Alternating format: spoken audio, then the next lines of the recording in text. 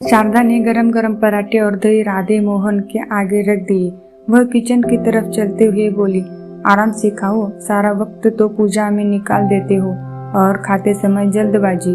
अभी 2-4 निवाले खाकर उठ मत जाना, मैं गरम गरम दूसरा लेकर आ रही हूँ। राधे मोहन चेहरे पे हंसी लाते हुए शारदा को समझाते हुए कहते हैं, भगवान की पूजा को समय की बर्बादी नहीं कहते, उससे हमारा मन शांत होता है और काम करने की ऊर्जा मिलती है। शारदा उलाने के अंदाज में बोली, अच्छा, जो मैं खिला रही हूँ ऊर्जा उससे नहीं मिलती? आप खा लो चुपचाप, इस बारे में बात मत करो। राधे मोहन समझ गया था कि शारदा का पारा चढ़ गया है। उन दोनों में इस बात को लेकर कई बार बहस हो चुकी है। शारदा दुखी क्यों न हो, पिछले 15 साल तक उसने कोई ऐसा तीज त्योहार व्रत नहीं छोड़ा था जो उसने मन से नहीं किया हो। ऐसा कोई मंदिर, दरगाह, गुरुद्वार नहीं है जहां उसने माथा न टेका हो। जब डॉक्टर ने तटस्थ होकर कह दिया कि शारदा मां नहीं बन सकती, पिछले 5 सालों से उसने पूजा घर में तक जाना बंद कर दिया था। तब से राधे मोहन ही संभालते थे।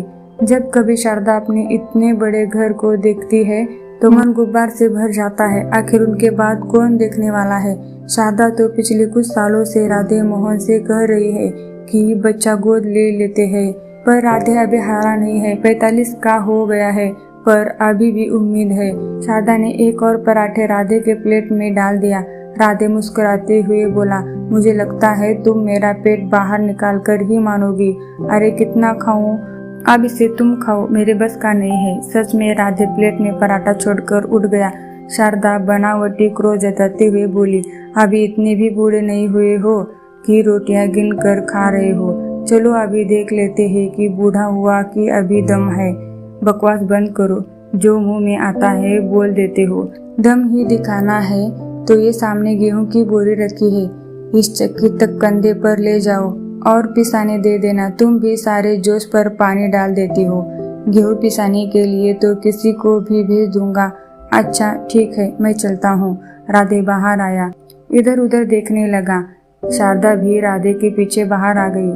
राधे शारदा की तरफ देखते बोला, मलखान गाड़ी लेकर नहीं आया, पता नहीं कहाँ रह गया। मैं कुछ देर में सिपाही को भेजूंगा, गेहूं पिसाने उसे दे देना, ठीक है? तभी गाड़ी की आवाज आई तो शारदा बोली, लगता है तुम्हारी गाड़ी आ गई। खाना मैं सिपाही के हाथों ही भिजवा दूं? यहाँ आप आएंगे? बना लेना, फिर देखता हूँ क्या स्थिति बनती है। राधे गाड़ी में चढ़ते हुए बोला। शारदा की तरफ उसने हाथ हिलाकर विदा ली। शारदा अपने दैनिक कार्यों में लग गई। राधे जैसे ही थाने में घुसे, उसका रूप ही एकदम बदला हुआ नजर आया। अभी तक जो पुलिस वाले बेपरवाही से बैठे थे, एकदम खड़े होकर कड़क सलफ चढ़े कपड़े की तरह नजर आने लगे। सबने बड़े अदब से सलाम ठोका। राधे का ओजस्वी चेहरा एकदम चमक रहा था। अपने कुर्सी में बैठते हुए बड़े रौबदार आवाज में बोला, मखीजा उन हरामियों की मजम्मत की। सर कुछ बोलने को तैयार ही नहीं है। बोलते हैं हमें शक के बिना पर ऐसे ही उठा दिया। हम तो यही के रहने वाले हैं। अच्छा अभी देखता हूँ उन्हें। तोते की तरह फट बोलेंगे साले। राधे के गुस्से के बारे में सभी जानते थे।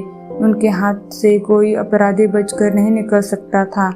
30 एनकाउंटर थे उनके नाम। राधे मोहन जोशी का मानना था कि भले न अपराधी बचे और न ही निर्दोष फंसे, वह अपराधी बचे पर निर्दोष न फंसे की नीति पर विश्वास नहीं करता था। जोशी जी की बूटों की टक टक टक की आवाज उस खामोशी में एक दहशत पैदा कर रहे थे। थाने वालों को तो आदत थी, पर अपराधियों के कलेजे कांपने लगते थे। हवालात के दरवाजे के सामने जाकर बूटों की आवाज बंद हो गई। राधे मोहन जोशी ने एक गहरी निगाह उन चारों पर डाली। उनकी 8 आंखें जोशी की तरफ उठ गई थी। उनकी आंखों में दहशत साफ साफ दिखाई दे रही थी। जोशी ने दरबान को ताला खोलने का इशारा दिया। दरबान दौड़ता हुआ गया और ताला खोलकर एक तरफ खड़ा हो गया। जोशी ने लॉकअप का दरवाजा पकड़ा और बाहर की तरफ खींचा। उनकी नजरें अभी भी उन चारों की ही तरफ थी। इस सर्दी में भी उनके माथे पर पसीना चमकने लगा। वे चारों दीवारों से चिपकर एक कोने में खड़े हो गए। कमरे में सूर्य का हल्का सा प्रकाश पहुंच पा रहा था। राधे मोहन ने एक कुर्सी मंगवाई और उन चारों के साथ बैठ गया। उनके हाथ में पुलिस का रूलर था। अपनी आदत के मुताबिक राधे मोहन ने बहुत ही ठंडे व डरावने लहजे में कहा, मुझे सब कुछ साफ साफ बताओगे तो मेरे एनकाउंटर की गिनती से बाहर हो जाओगे। पता नहीं तुम्हें पुलिस या रवैया मालूम है या नहीं भी, पर पहले काटूंगा फिर एनकाउंटर करूंगा।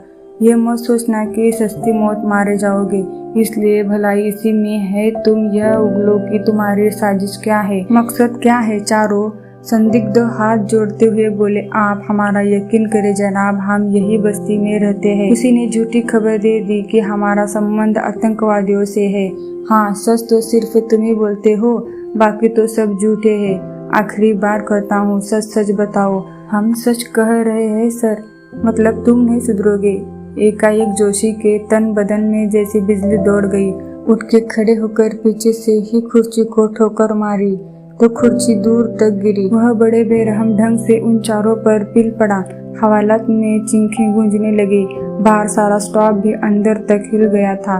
वे जोशी को जानते थे कि जब वह पूछताछ करता है तो पहले प्यार से बात करता है, और अगर अपराधी चालाकी पर उतर जाता है तो जोशी भी अपने पर उतर जाता है। अभी चीखो पुकार मची ही थी कि तभी दरवाजे पर भानु प्रकाश सिपाही उपस्थित हुआ। वह अंदर का नजारा देखकर डरा हुआ था, इसलिए उसके आवाज में हकलाहट थी। सर, उसकी आवाज इतनी धीमी थी कि राधे मोहन को सुनाई नहीं दी। वह जोर लगा कर बोला, सर। राधे मोहन पीछे मुड़ा। उसके हाथ रुक गए थे। इसके चेहरे पर पसीना छलक रहा था। आंखें लाल हो गई थी। सुंदर काले बालों बिखरे हुए थे। वह लगभग चीखते हुए बोला, क्या है? सिपाही भानु प्रकाश ने उंगली से इशारा किया तो राधे मोहन ने उस तरफ देखा। उसके चेहरे पर और कठोरता आ गई।